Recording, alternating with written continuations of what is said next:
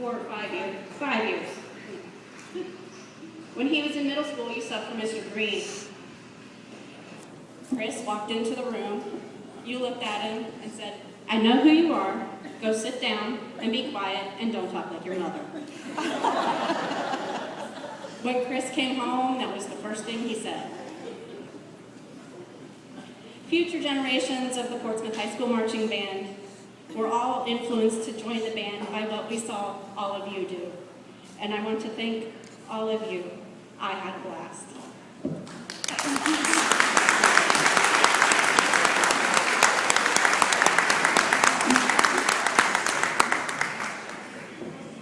Okay, before I introduce this next person,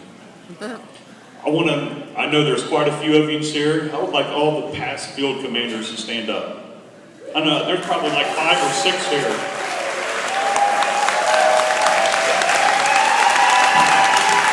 2, 3, 4, 5, 6. Chris is 7. Where Chris is here. So there's 7 field commanders here. Kudos. Okay. Now another Grant General. A Maber Rotor 17th buddy for many, many years. My field commander, Kelly Henry.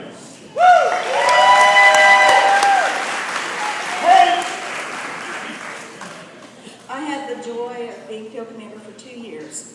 And when I first won, it was very obvious. Mr. Watson was a little nervous.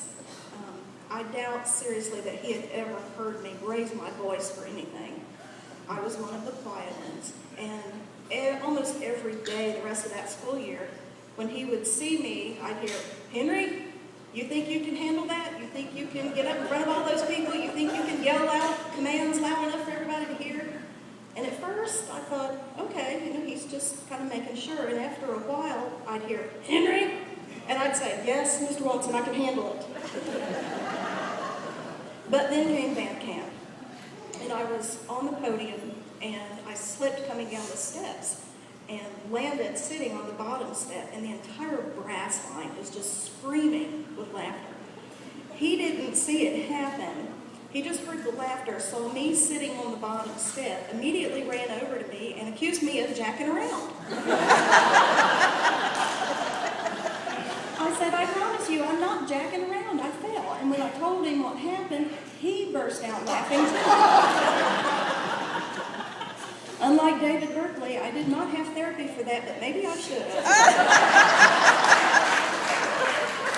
Forever after that, he referred to me as the dumb major. But I think I got back into his good graces because our very first competition that year, I came away with the first place trophy. And I could see it was a very visible difference in how he treated me after that, and I knew he had confidence in me after that, and that gave me self-confidence. And Mr. Watson, you did that for all of us.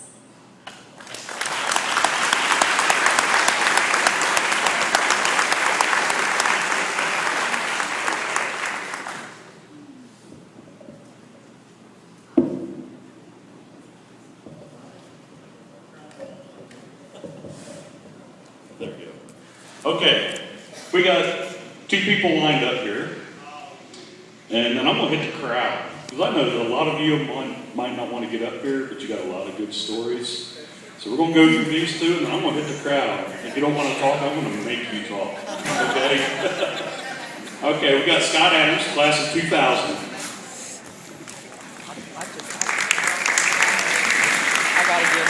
Thank you, everyone. Mr. Watson, I didn't have you as well, and that's probably a good thing. You see, in the fall of '96, I was taught to carry my saxophone over my shoulder. How many times do I have seen the clipboard on that, sir? On the ground. But I've heard a lot about you, and, it's really a pleasure to meet you, and that's all I have to say.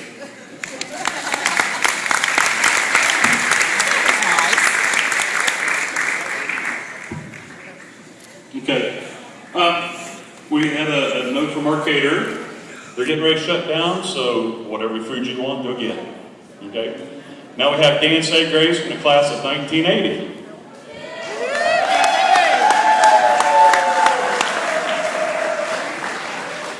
First of all, I'm tired of hearing about Grant.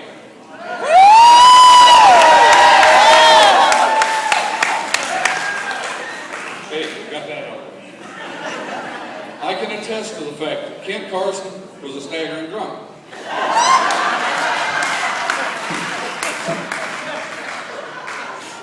Because I took him home one night, me and Bob Crawl, and I had to face his dad that night. Every time I watch the movie, Mr. Holland's Opus, have anybody seen that? I think of this man. I think of some things in my junior year, 1978-79. To begin with, many of you that were there during that time of 77 through 79, remember there were two guys named Dan Segraves. Not John Smith or Bill Watson or something like that. So, like Kelly, I got a nickname. Dan Segraves' class of 79 was a drummer. So what's up get him? Boom, boom. Segraves 70 or 80, trumpet. Do you remember it? Think little suckers. Dumb. I had to live with that one for 3 years. Dan finally graduated in 79. But I look at the movie Mr. Holland's Opus, and I listen to Mr. Watson today talk about the dedication he gave to us and how you guys may have been ignored sometimes. And the final scene of that movie is the director's retiring. And he comes and he says, "What's this noise in the auditorium?" And it's a group like there's here tonight. I can't say anything roast-worthy bad about this man. But I want him to know that what he did for all of us is what that movie portrayed in Mr. Holland.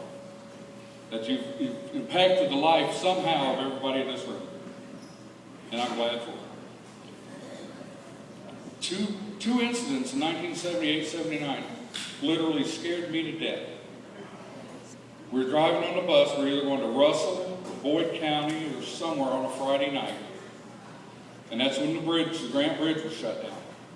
So we had to go up to Iron and go over. Lead bus broke down at the Iron exit. And I don't know why, but he came onto my bus and dragged me off of it. And said, "Get out here." And I don't know why, but he picked me to go out on Route 52 and lead direct traffic.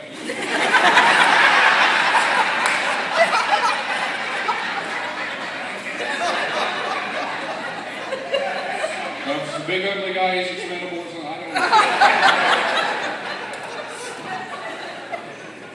To make matters worse that night, he says, "Get in the truck, boy." And I had to get in the green Datsun.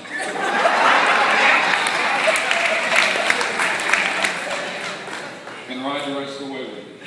And then home. Later that year, we're packing to go to Myrtle Beach, and he come up to me and said, "Get a crew. You're now in charge of loading 4 Greyhound buses."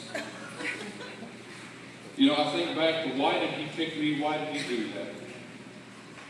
But it's instances like that that I know he chose me to fulfill a duty, fulfill a job, and just the responsibility given to this little junior kid who's going to be a senior the next year. Helped me realize later, it's taken 30 years, but just building that kind of responsibility in a high school kid. So on that note, I thank him for that. I wish guys like him could be in our school systems nowadays.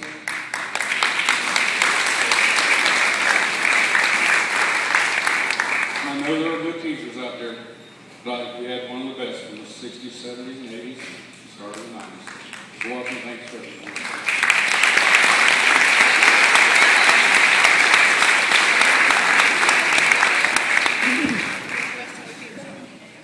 Okay, last call for front center. Here we go. Coach Tom Smith.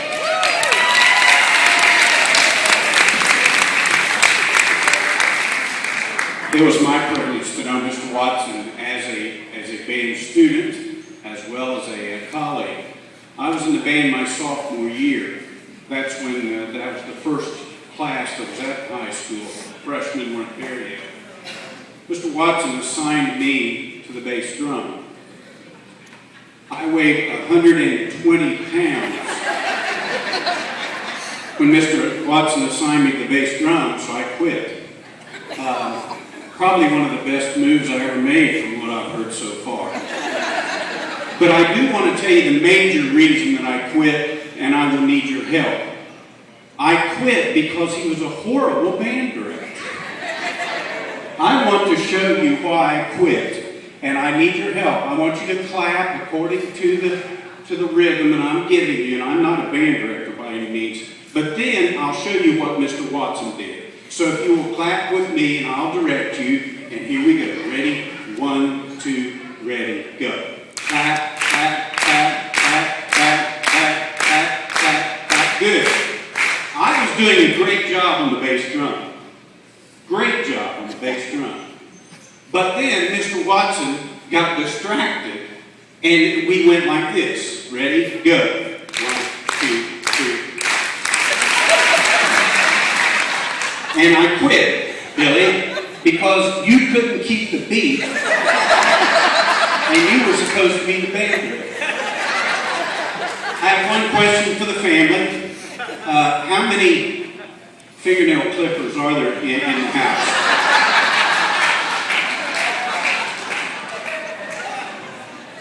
How many, Mr. Watson?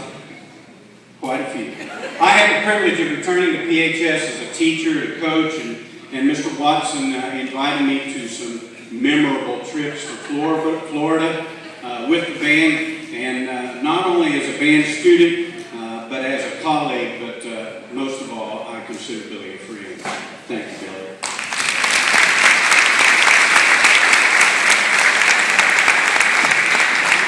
Thank you, Coach. Now, this was, we have Louise Austin, band booster.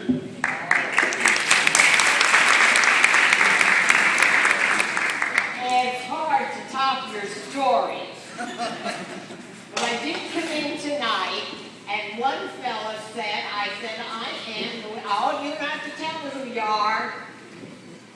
You cut my hair. You know, the hair had to be up underneath the hat. That's right. So I cut his hair. I said I was just following orders. And I know there's at least 2 kids here who got their hair cut. I'm sorry I didn't keep a lock. One of my kids was in the band. The next one said, well, I don't think I want to go, but when we got down there, she said, gee, it looks like a lot of fun. And Mr. Watson said, well, what instrument do you play? She said, the piano. So she had to be a fill-in. We used to have fill-ins in those days, dummies. See, we had dum-dums and dummies. That's no love, Mother. And I was on that first committee that raised money that Tom Fotai talked about with uniforms. And then it was raising money for something else. And then it was raising something else. And my husband was buried in some book one night, and he said, you know, I think that band, that comes under idolatry.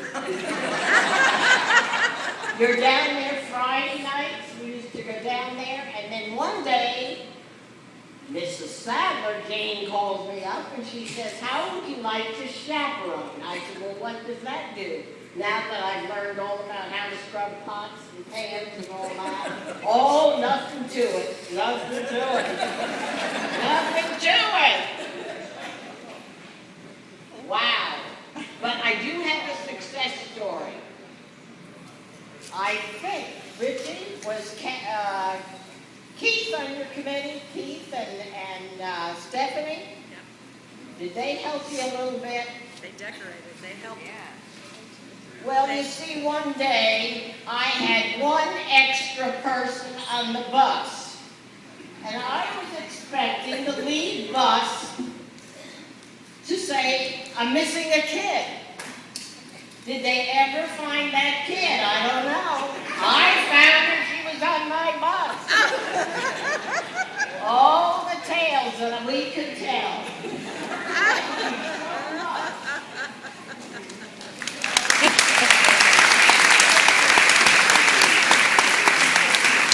Okay, who wants to say something? I mean, we gotta say thank you, something.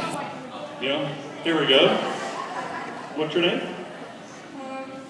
My name is Debbie Moore. I used to be Leidenheimer. I didn't get yelled at